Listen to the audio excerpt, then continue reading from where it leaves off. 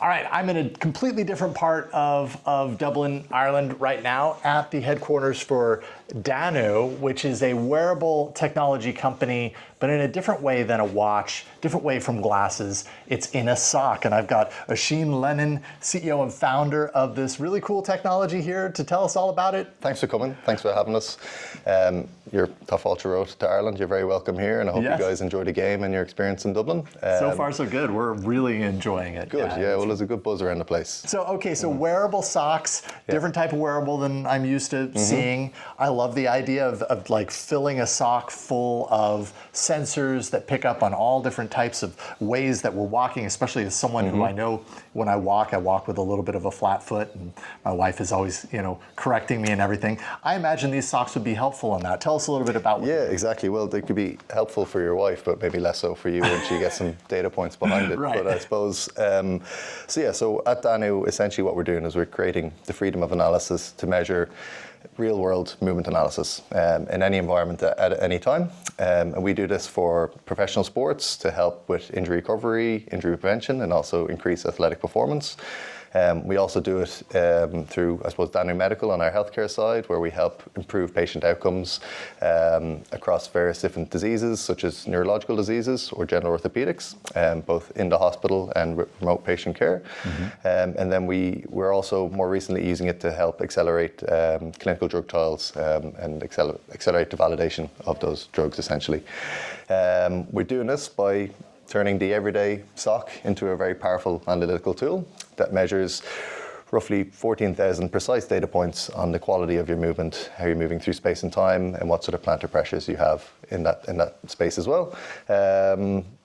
Again, with just your everyday sock, and that's a key thing for us. It's an everyday item. A lot of the questions we got early on is, why a sock, not an insole? Well, an insole is generally an add-on feature for an individual, like a lot of different wearables. An insole is also a rigid unit that manipulates how your foot interacts with your footwear or how it interacts with various different, like orthotics or anything else that you have within your shoe. Whereas our socks, they're uniquely flexible in-shoe pressure measurement system. You can ball it up completely into your fist. Yeah, even though there's lots of technology kind of coursing through there. You've got 15 sensors that I'm crumbling away there, but they're ultra durable. They've, I suppose the reason you don't see a whole lot of smart socks on the market is that it's very hard to make in a way that's machine washable, mass manufacturable. Yeah. But ultimately that it's comfortable for the user as well, which is probably the most key factor. Has to be. And we've sort of cracked that code essentially. Well, especially from a place of comfort, like this is one question that I had, is that depending on like the sport or the application, like is this something that's happening that somebody is wearing during their sport to get information? And if so, does some of this technology, like how do you design it so that it stays out of the way of like the shin guard or these other things that might interfere with it a little bit? Yeah, like we developed a sports tech company with a med tech philosophy. So before we even came to the market, we spent 4 years in R&D, not just on making sure that our measurements were accurate and reliable, but that every part of the product was, fitting to the customer's needs. Things like Bluetooth connections are reliable. There's memory built into it, so you don't have to rely on Bluetooth. The product is durable. It's not going to break when the user's actually wearing it, and ultimately they're happy to wear it in their given environment. Yeah. As a technology group, and my personal background is in industrial design, so I will never be happy with the hardware that we're developing, and we're always trying to tweak, but we have to be satisfied at a point that it's ready for the market, which it is now. At the moment, we have rugby teams using it to actual real game environments, particularly with their athletes that are coming back from injury and that sort of later stage of return to play, using it to measure what sort of loads their individual limbs are going through and any asymmetries they have, and to just try and bring some sort of normality back to their gait before they decide that they're fully ready to return to play, and therefore avoid any further re-injuries down the line.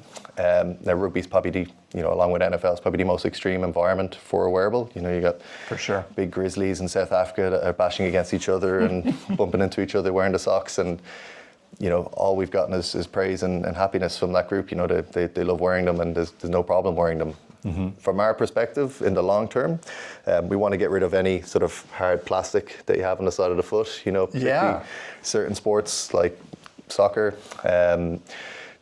some soccer athletes wouldn't be as comfortable wearing something that has that rigid unit on the side. I mean, of it's its kind of leg. like having a little bit of like a pebble in your sock or something like that, depending on if it's hit at just the wrong angle. Exactly. Yeah, and it really comes down to the athlete and the type of sport that you're wearing it in. But we already have, like, all the sensors are already built into silicon-based capacitors. We have a PCB that's built into that silicon, and over time we'll just incorporate everything that we have here into the sock as well. So you'll have no hard plastic whatsoever. It'll just be almost like a seamless normal sock that you put on. Everything gets miniaturized over time. You have to imagine that's going to happen. With the wealth of data and information, what can people do with that massive trove of data? How can they collect around that, or not collect, but really sort and kind of get some insights into that? Yeah.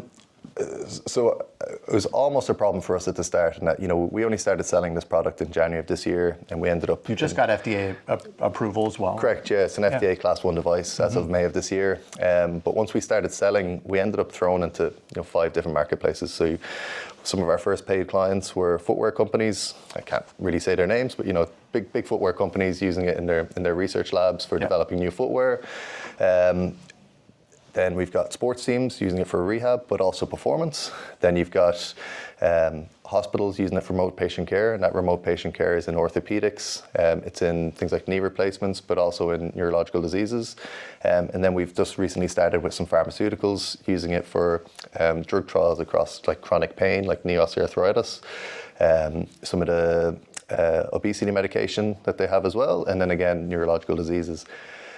So as you've seen on our platform, we give a huge array of data. Yes. Every one of those people wants something different from the platform. I'm sure they do. And some of them love the detail, and some of them just want one single number. So at the start of this year, we were really good on the detail. So our early clients just loved that. They were the ones that loved that detail. But particularly sports practitioners, like a strength and conditioning coach, they just want something that's actionable, because they're time poor people. They're really busy, and they're trying to manage a suite of athletes. They just want something really quick and actionable. So we just funneled the detail slowly up into a single figure.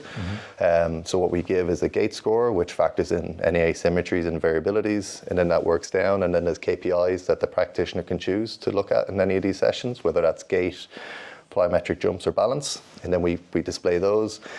Then our bread and butter is asymmetries. So then we give a measure of the summary statistics for those asymmetries for the individual. And then we've got all your detail on their plantar pressures, and then around 100 different metrics, plus asymmetries for all of those across 30 plus different activities. So it's essentially what they want to get from it. They can. It's hidden.